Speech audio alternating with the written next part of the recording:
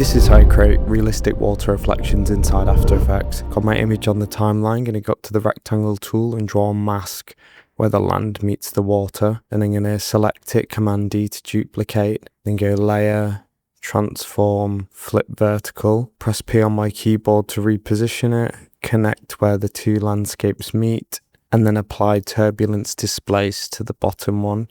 Set it to horizontal displacement, amount 1000, size 3, and then option click evolution, type time asterisk 200, and then on frame 1, keyframe the offset, and then go to the final frame and just shift it along and down a bit. And voila, there we have it, realistic water reflection.